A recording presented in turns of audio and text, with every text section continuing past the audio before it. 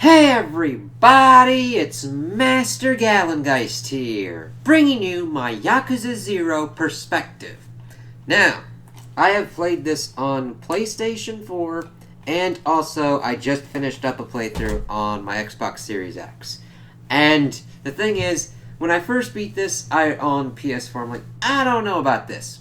We'll kind of see what goes on with this. I don't know if I'm completely into this series.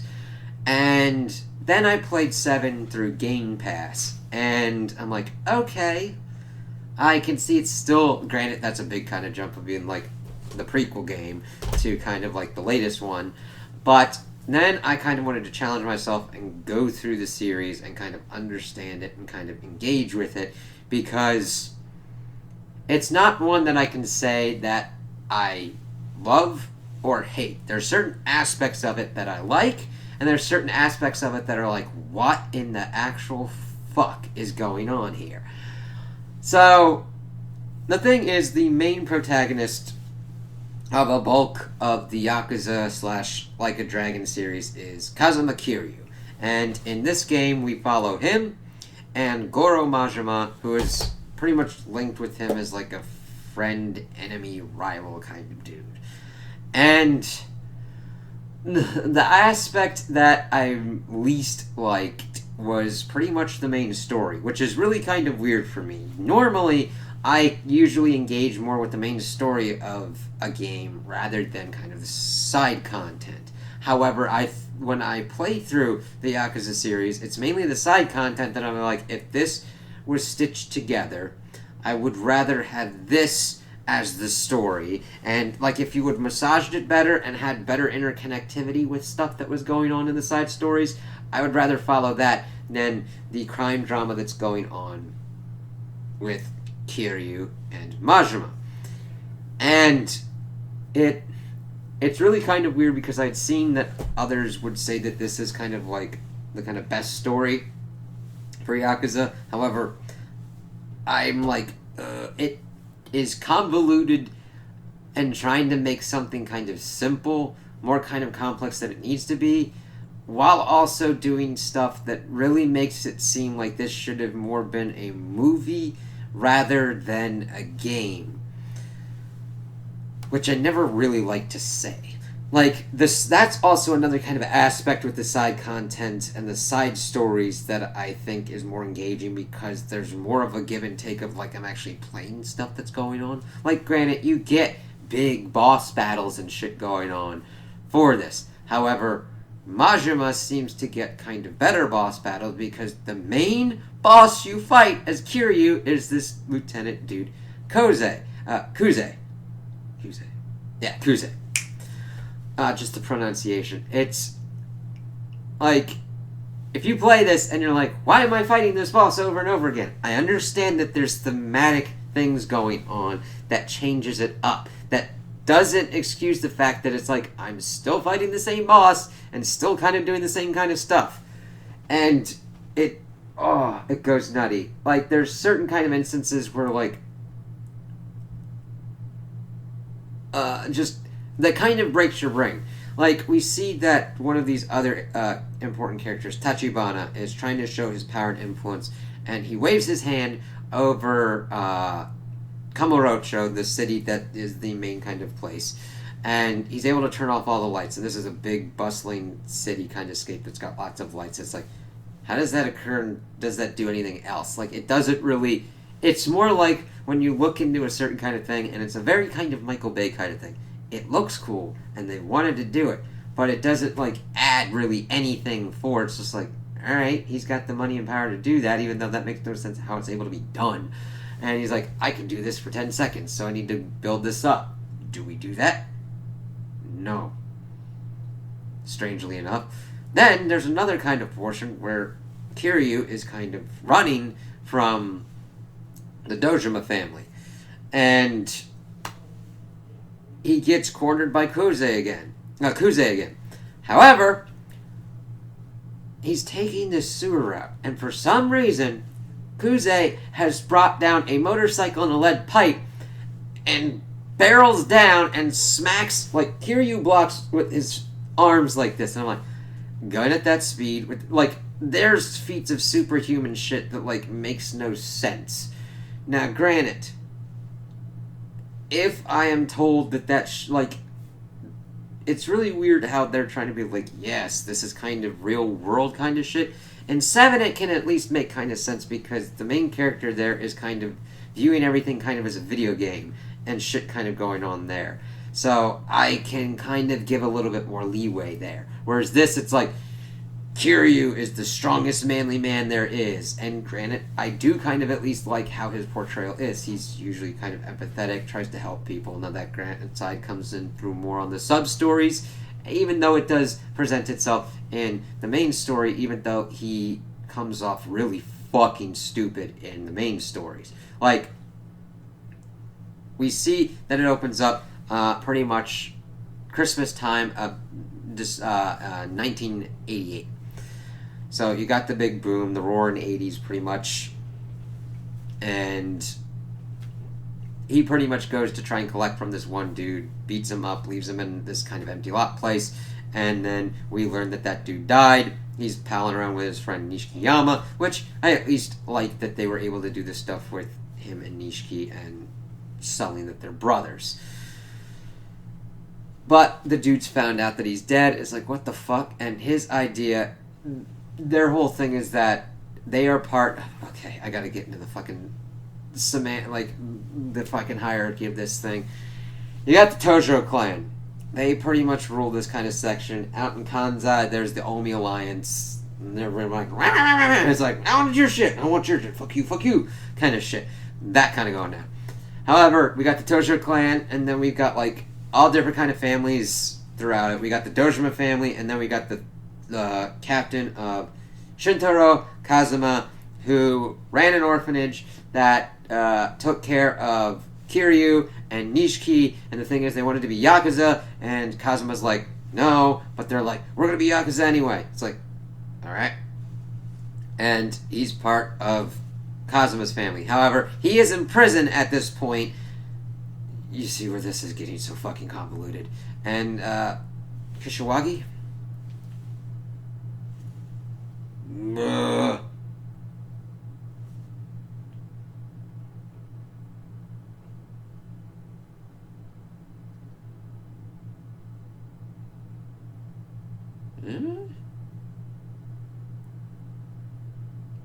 Kashiwagi. I'm sorry. Kashiwagi is pretty much holding it up at this point, but however, since this is on him, Kiryu tries to take responsibility for this and gets kicked out of the Dojima family, even though Kuze accidentally took that kind of thing away from Sohei Dojima, the head of that, and then of course Kiryu beats his ass and he cuts off his finger, and then it just is a recurring theme of like Kiryu kicking his ass. And they're still like, yeah, we still have to go after Kazuma. And then Tachibana is like, hey, can we do this? And then we get a game portion where he's just rolling around pretty much asking about Tachibana or real estate. And then he goes back to actually talking to the dude. And it's like, yes, Kazuma brought us together to kind of deal with this. Because we learn throughout most of the game that the empty lot is important to this Kamurocho revitalization project, which will eventually lead to the Millennium Tower. Sohei Dojima wants that to pretty much get untold riches and pretty much become head of the Tojo clan. However, he is a stupid asshole motherfucker, and Kazuma doesn't want to see that shit go down. He is essentially trying to reach a station that he's got no talent or ability for, and will pretty much like fuck over a lot of people. So it's like, yeah, no thanks. So he pretty much works with Tachibana and this Sarah dude from the Nikio Consortium, which is essentially the Black Ops portion of the Tojo clan. If you're getting confused by any of this, I'm sorry, and this is where it kind of goes. I'm trying to simplify this kind of shit. That becomes important because they need the person who holds the deed to the empty lot to give it up or die and never bring forth their claim. Because they flip-flop on that shit fucking a lot. So they're working on that. Sohei, for some reason, send off a killer to kind of pin it on Kiryu. which I don't know why they wouldn't just go after the Kazuma family and just take them out, because that's kind of what they do anyway at the end. It's just like, alright, steps. Majima comes into effect because he was part of the Shimano family, which is under the Tojo clan, and his brother, sworn brother, Seijima, went after this one family, even though they were working on, like, bettering relations, and he killed, like, 18 people. Majima was supposed to help him, but he gets sent off to Saejima gets sent off to prison. Shimano puts him in a hole and takes out one of his eyes, and then he's let loose in Sotenbari, which is in Osaka, and runs the Cabaret Grand. And he's just supposed to be there, and for some reason, Shimano's sworn brother in the Omi Alliance, which you would think would be one fucked up conflict of interest, but whatever, is watching over him and saying that you'll get back into the Tojo clan if you make so much money at this place, which you actually never do any kind of thing with the Grand. I mean, you do some kind of shit and fight in it, but they actually give you another kind of Grand thing in the side kind of content of, like, oh, you gotta do this, and that kind of leads into the effect that, like, Majima's kind of ability to make money is very vastly fucked over, where you actually have to, like, engage, watch the girls with their kind of clients and everything. It's like, Kiryu's is more passive, where he, like, does stuff with real estate, which is, like, he actually succeeded in a venture outside of the Yakuza, and outside of that organized crime family, so when at the end of the game, he's like, oh yeah, I'm gonna go back into the Dojima family and be a Yakuza my way. Why is that important? Because this thing was made after the first game, and it's a prequel, so they gotta put him back in the Yakuza for some reason, even though I've made fucking billions of yen as a real estate magnate, dude, and have, like, all of the properties in Kamurocho. Like, there's where the disconnect kind of happens, which, by the effect, you also have to, like, go through that, and the Cabaret thing to unlock all of the abilities and the, like, uber abilities for these characters. So, if you don't want those, sure, but you don't get access to all your abilities, and you're kind of gimping yourself, because you get your, like, ultimate, like, legendary abilities, which you can then upgrade yourself so insanely powerfully that you can one-shot this one kind of crazy-ass walking around enemy that's usually really kind of hard. Sorry, I'm telling stuff about the story while also getting stuff with the kind of gameplay mechanics as well, because they kind of tie in. But Majima is in Sotenbari as his kind of prison and everything. I'm going to have to get back to that. If there's something that I don't dive as in-depth to or whatnot, or you want to get my feelings on for what's kind of doing, leave them in the comments, because this is a nutty kind of one to do. So, Majima's in there, and then he gets offered by Sagawa that, hey, if you kill Makoto Makamura, you'll get back in the Tojo clan. So he kind of goes around, blah, blah, blah, finds this kind of, like, dude. She's this blind girl. What we learned that she is related to Tachibana. That's his sister. They were Japanese war orphans, and they kind of came back. Tachibana got tired of all the shit that he had to deal with in China and decided to come over. However, he still dealt with shit because whereas he got shit on for being pretty much Japanese in China, he then got shit on for being Chinese in Japan, and it's like, fuck that noise. He also links up with this dude Oda, who is a piece of shit. Sure, he had to deal with shit and everything. He had this whole gang, but he kidnapped Makoto Makimura and sold her into pretty much slavery. And that's where she got pretty much screwed over so much that she got pretty much traumatic blindness, where she can't see, even though there's no kind of physical reason why. And then this dude Lee popped up, pretty much saw her, and helped her out like 6 months ago. So that's why she's like his assistant. And she's the one that actually holds the title to the empty lot. Like, there's a lot of faffery that goes about with the cutscenes and everything, but that's where it kind of links up. They're trying to get out of Sotenbari. However, Lee gets blown up, and the Sarah dude shoots Sagawa, and takes Makoto, but he is actually trying to keep her safe, and since he's working with Kazuma. We don't know it at that point, but oh my god, the cutscenes too. Technical aspect. The cutscenes take too long sometimes, to the point where I have to jiggle like the controller because my console's going to sleep. And also, the cutscenes are very inconsistent in what they do. One part of a cutscene, you'd have this really full kind of CGI thing that's like working really kind of good. Then you've got another one where it's like, okay, in-game engine, and then you're going through and either the text goes on its own speed or you have to press A. It's inconsistent on one or the other. Then there's another one where it's just like static kind of stuff for some reason, and then just kind of text that you kind of have to deal with. It's just like, alright, cool. And it also doesn't help that certain cutscenes, like, they shift around the camera, thankfully, for movement's sake, but it's mainly just guys sitting and just, like, essentially plot vomiting shit to you. Like, oh, exposition dump, exposition dump, exposition dump, which is helpful. However, usually they have to be like, alright, here's where I'm going to explain how it goes kind of weird with that kind of aspect. The thing is, I don't mind learning kind of information. However, when it's just like, okay, I could have read this and kind of got done with it faster, it's got to recap certain kind of shit that has gone on before. Like, literally, last time on Dragon Ball Z, Goku beat Frieza up with 3 uppercuts, fart in the face, and a fucking nut crusher.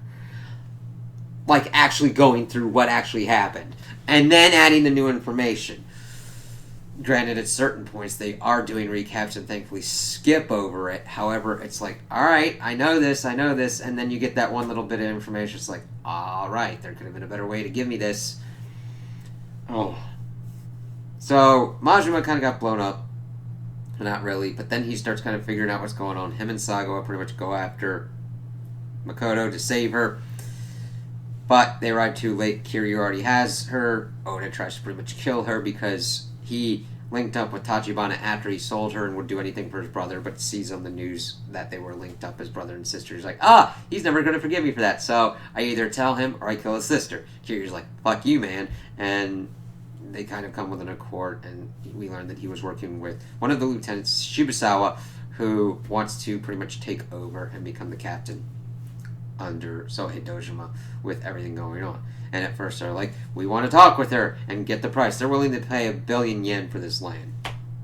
And then they're like, fuck it, we'll just kill her so that way she can't come forward and do anything with it. It's like, yeah, then why is Shimano wanting to kill her? It puts it in limbo, and the bureaucrats are like, if nobody comes forward, we'll just fucking do this shit with it. It's like, really? There's certain bureaucrats that would fucking ball bust over that shit. Like, you'd have to pay off some massive kind of fucking shit just to even kind of go with that. But it's like, alright. So, Saga was finally taking Majima out and going to Kamurocho. We had seen Kiryu pretty much come to Sotenburi. You don't really do much other than shifting, kind of looking around and all that. Majima gets brought in by Shimano and being told that Shimano actually gave him the orders to kill Makoto Makamura because he knew that he wouldn't be able to kill Makoto Makamura, and that way she would fall in love with him and he'd fall in love with her, and she'd sell the land to Shimano so that way he could use himself as a foothold for the Omi Alliance and then become the head of the Tojo clan, so that way he could have that and have the Omi Alliance in there. And it's like, what the fuck? How fucking, like, Sagawa almost fucking killed her because that's what his sworn brother said, and at least when I saw it on the cutscene, I was like, that face of like, what the fuck are you doing, my dude? Like, I'm your sworn brother? Why the fuck are you doing this? And of course, Majima's given, he goes off to pretty much, he starts going kind of crazier because he's very more kind of straight-laced in this, and he's trying to deal with all this kind of stuff. Kiryu breaks his bond with Nishiki because Nishiki was going to kill him because that's the only way he thought he was going to help Kiryu, but Kiryu's like, no, man, let me do this. It's fine. And then, of course, they like get back together and they do their shirtless fighting. I mean, God, by the way, they just ripped their, like, it's so kind of stupid. Like, I get it. And it's cool to look at and watch and everything, but it's still kind of like, what the fuck? Like,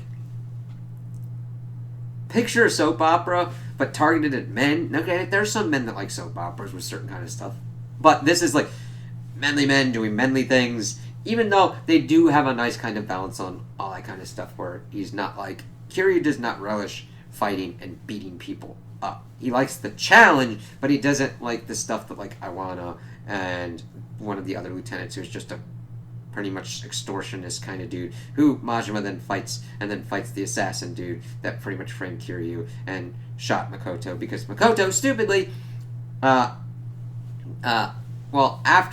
Tachibana was pretty much taken by an assassin. See, he also needs dialysis because he lost an arm protecting Oda. Sorry, convoluted stuff that doesn't need to be there. Comes out of this one kind of place, and this Lu Guai dude, who is like an uber assassin dude that's employed by Sohei, pretty much takes down Kiryu enough that he's able to take Tachibana. He's pretty much getting tortured by Kuze to get more information on the empty lot and Makoto Makimura.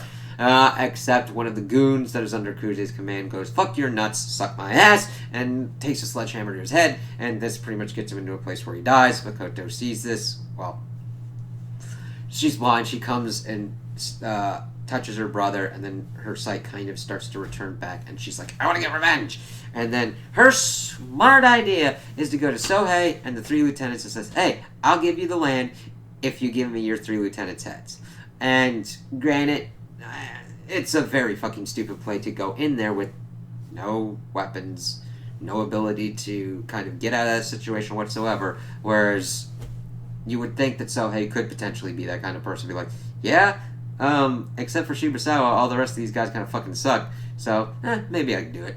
But he's like, no, kill her. And then she's shot, not fatally, however, but she goes and is pretty much used to pretty much get into an end game where Majima is pissed off and he's like, the only way to protect her is to take out Sohei Dojima and pretty much the Dojima family.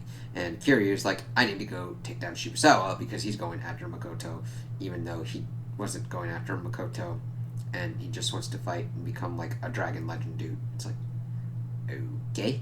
Now, granted, that's a pretty good fight scene between Kiryu and him. While Shibusawa has pretty much used the context of what's going on to pretty much try and take out the Kazuma family. However, they're like, eat my ass, motherfucker, and still pretty much are able to survive that and help Kiryu fight onto the boat, and he then fights Shibusawa, which is an okay fight. You get some good stuff going on. See, that's the thing. I'll get into kind of the mechanics of it after I'm done, which I'm almost done.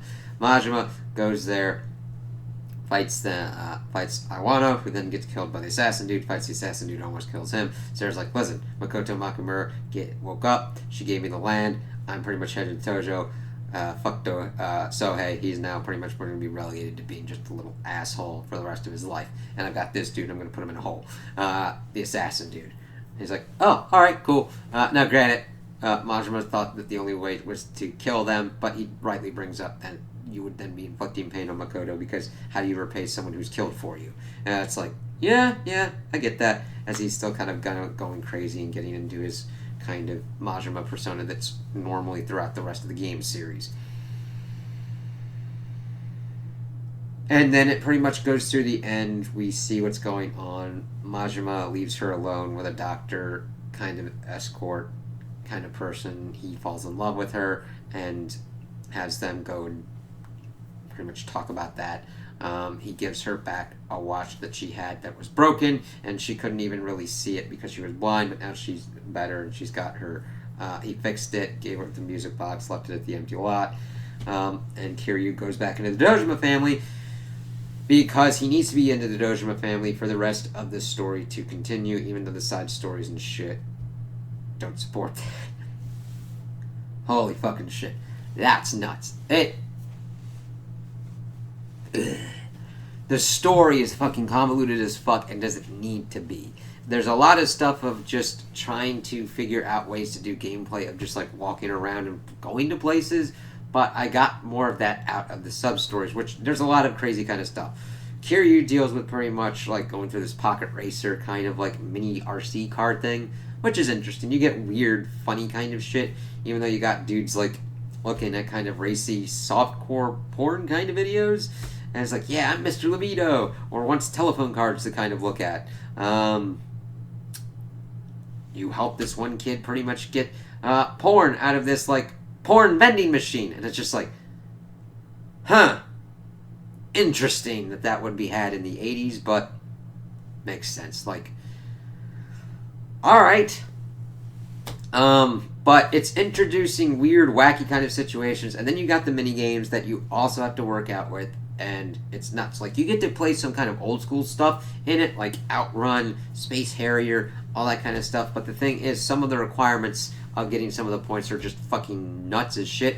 Because here's the thing: controls in these games are not what they are. Kind of weird and wonky. Like, there's a level of difficulty that is just like interacting with the game itself. It's just like, what the fuck?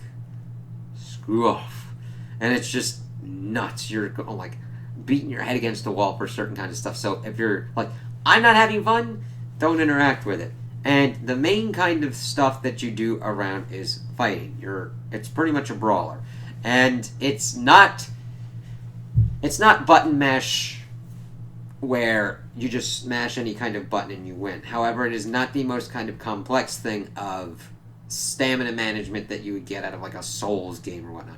Even though there's some stupid fucking shit that the AI does in certain instances where it's like, fuck you, buddy, suck my ass, get off. And you're just like, ugh. And that's where you need to get into the upgrading capabilities. Why is this important? Because you need to make money for this. Now, the thing is, this actually follows kind of almost random encounters of old school games.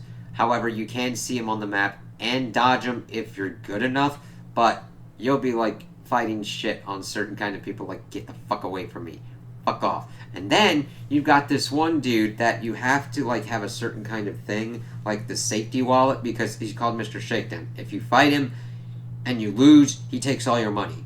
Your money is used to upgrade your abilities and everything, which, by the way, is long as shit to do. Oh, and if you are frustrated with karaoke and disco, don't do it. Or any of the other ones. Like, I only played some of them to get an achievement or whatnot. And I'm like, nah. Get an achievement and also to get certain kind of like completion points. Because there's other things that you need to do to upgrade your limit break ability, to upgrade your legendary styles to like 999 if you want to. That would take you for fucking ever and would be the most boring kind of shit possible. However, you would be so OP that you'd be like, motherfucking One Punch Man.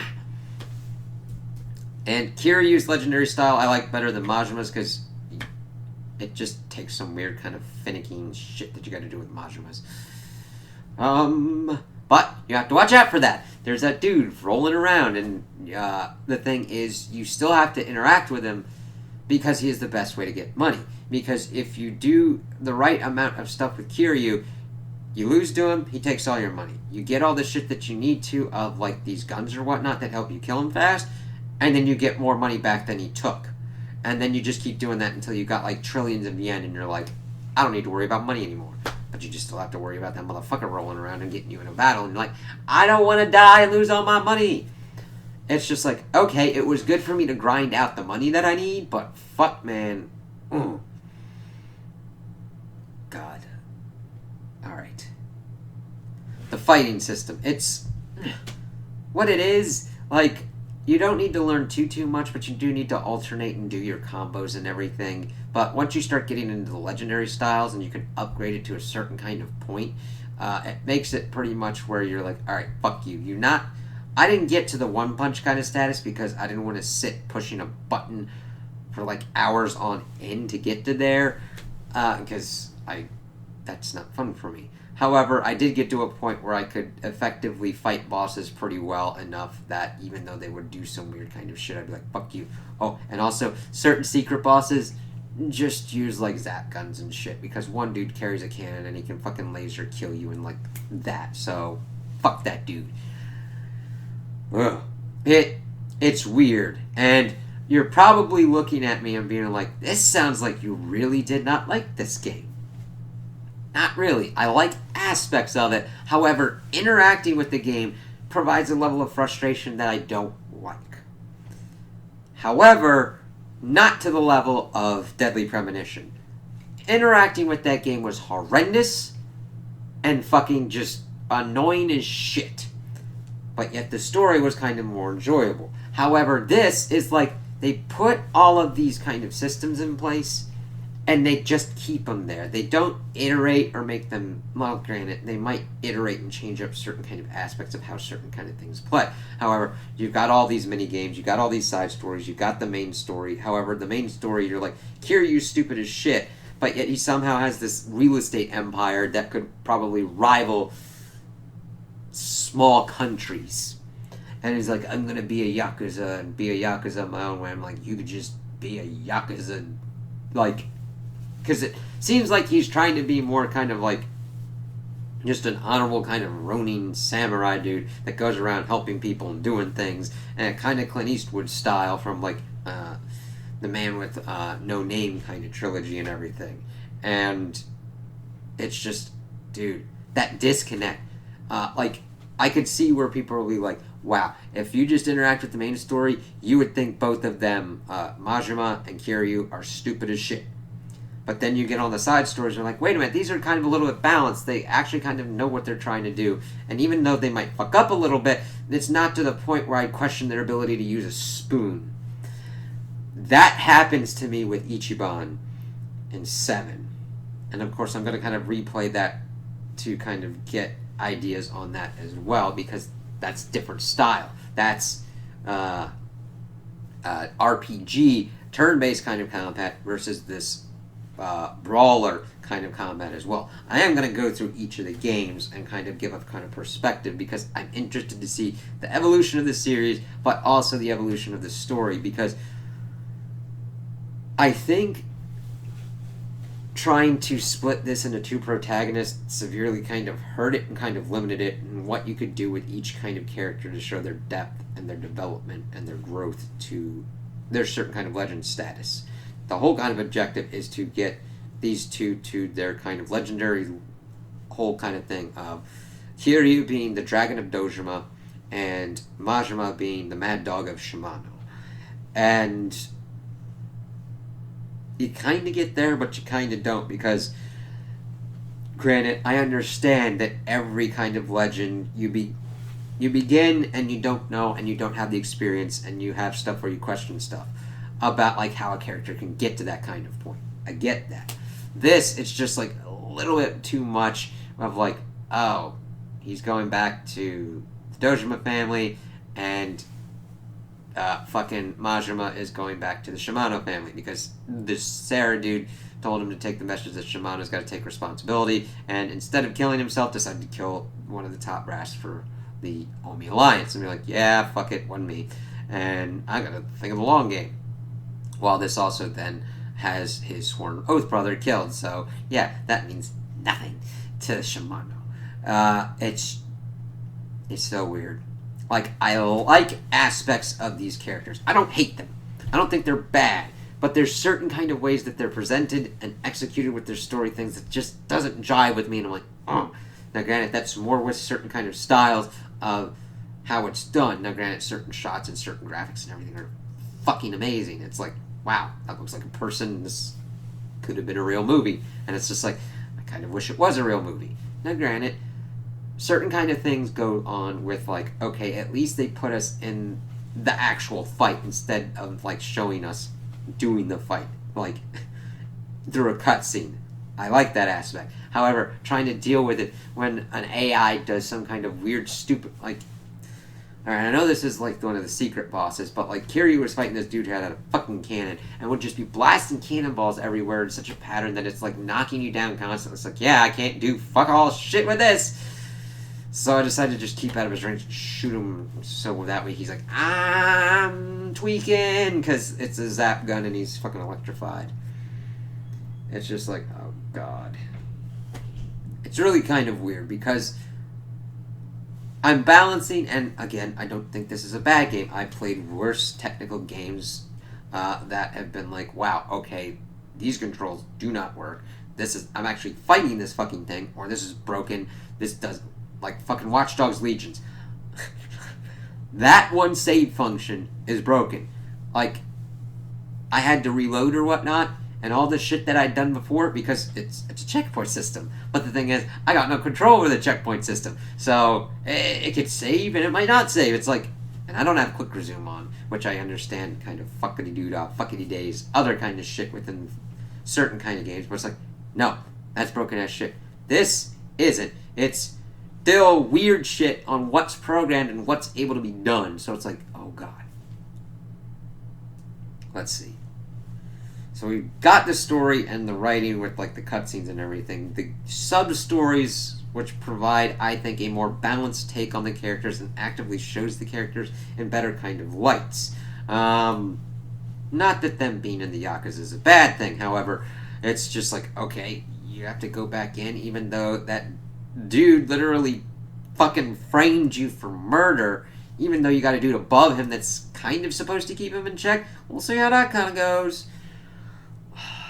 It breaks my brain. Whereas on the sub-stories, he at least seems like he's able to like figure out different kind of stuff going on. Even though in certain instances, like at one point, this one woman was asking for a visa and he mistook it for a pizza. However, that was a communication barrier that she was communicating in a way that she didn't know Japanese that well, and he didn't know what she was kind of saying that well either. So it's not like he was a complete and utter fucking idiot to not know what was kind of going on. And I know the more I'm going on, you're probably like, man, it sounds like you hate this thing. And it's like, I don't. I've had other games I don't like Dark Souls. Like, I want to even move past of like hating kind of stuff, because you got to watch out with that. Because if you just focus on like, I hate this thing, you start getting into that kind of just negative kind of spin, such you feel like, I don't like it. I don't like what certain kind of things are. Dark Souls and all that, they don't provide fun for me. And that's the kind of the calculus that goes on with this. And this, it at least provided me some fun with certain kind of stuff going on. The fighting system, when you're not fighting some kind of AI-induced fuckery from it, is kind of fun. You're like, alright, cool, I kind of got this down. And I would really like them to refine and do a lot kind of better kind of brawler system. And you're looking at me and you're like, wait a minute, didn't you say 7 is gone in turn-based combat? You are correct, dear viewer and audience. And that's what the main lines are doing. However, the Judgment series is doing the brawler kind of aspects now, which I think is an interesting kind of way to go for it. So we'll see kind of how that kind of goes out. It's very hard for me to recommend this to someone, because I would almost recommend this to people that would like the sub-stories more than the main story, and just figure the main story more as the side content, which is a weird fucking thing for me to do. And be like, okay, it's at least a decent enough brawler. Interact what you want and need to if you want to. Set it at a difficulty where you're at an enjoyable kind of level. I played through this on hard, and just to give myself more of a challenge. But however, if you don't want to upgrade yourself all the way, or don't want to deal with certain fucking systems, definitely downgrade the thing to easy. Do what you kind of want to do and go through it that way. It shouldn't completely hamper you, but if you get into a position where you're like, I'm kind of fucked, definitely use a guide. This thing, I understand not wanting to be spoiled. And granted, I've just vomited spoilers like a fucking fire hose. However, I do believe that if you get into this series, you should look into certain kind of guides to understand what you want to do and what you need to do. Because I could look at something and say, I don't really need to do this. Like, certain aspects, like I didn't need to get all the way to fully upgraded dash sprinting for Majima. I'm like, the things that I need to do to get the rest of the completion points, I'd rather fucking thunder punch my own taint than do that. So, no, thank you. Because that was mainly like any kind of gambling thing with RNG kind of shit. And I'm like, nope. So, do that. Like, there are certain probably other games that I would look into and probably give a perspective/review kind of thing on, where I'd be like, okay, I would recommend not going for a guy. It varies. Like, Ghost of Tsushima, I would tell you, okay, that one, from what I've gone through, you can pick and choose kind of what you want to, if you want to do upgrades or not. And you don't have to do all the side content. other stuff, you're like, alright, this is a map checklist, so you could dodge, you can do certain kind of ones if you want to, or you could just hide that shit and be like, fuck it, go through the main story as much as you want. It's up to you and what you kind of want to interact with. And that's where I think looking at guides or walkthroughs, at least to avoid kind of spoilers that you think are like kind of egregious, that you kind of want to go through and like experience on your own. It's always kind of different on what people want and need, and that's why I kind of liked that I've gone through this, because it has opened my perspective on that of like, listen, I understand that there's certain kind of things in this game that's important to get and not important to get, and I can tell you what is important and not important for me, where I try and get as completionist kind of as possible. However, a lot of games nowadays have put so much stupid kind of shit for a completion thing that it's not worth it, or it doesn't give you any kind of reward or satisfaction other than I clicked off a check mark or whatnot. Incidentally enough, I don't get that out of most kind of games. I'm like, I don't feel that, and I didn't feel that in beating any of the bosses in any kind of Dark Souls, which is really kind of weird. You'd think I'd have this like triumphant thing, and I'm like, no, I put through all this stuff, I got all this aggravation and all this frustration, I didn't get jack fucking shit, and I'm just done with this, and I ain't finding this fun. And that's the key question, if you would find this fun. So, it's very weird to try and like recommend Yakuza.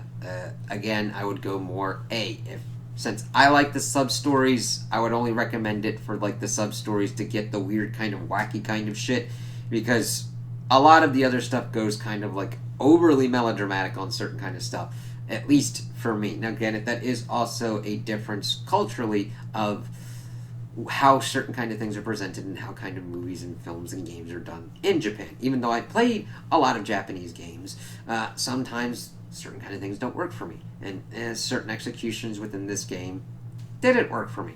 It doesn't mean it's completely bad, just not my kind of thing, and kind of bored me to certain kind of extents because of plot, how it was conveyed, and what's kind of going on with characters. And where other parts that it worked pretty well, like seeing them actually gear up for a fight for me to actually get into a boss fight. So yeah, I really liked it because this isn't a very clear-cut answer for me.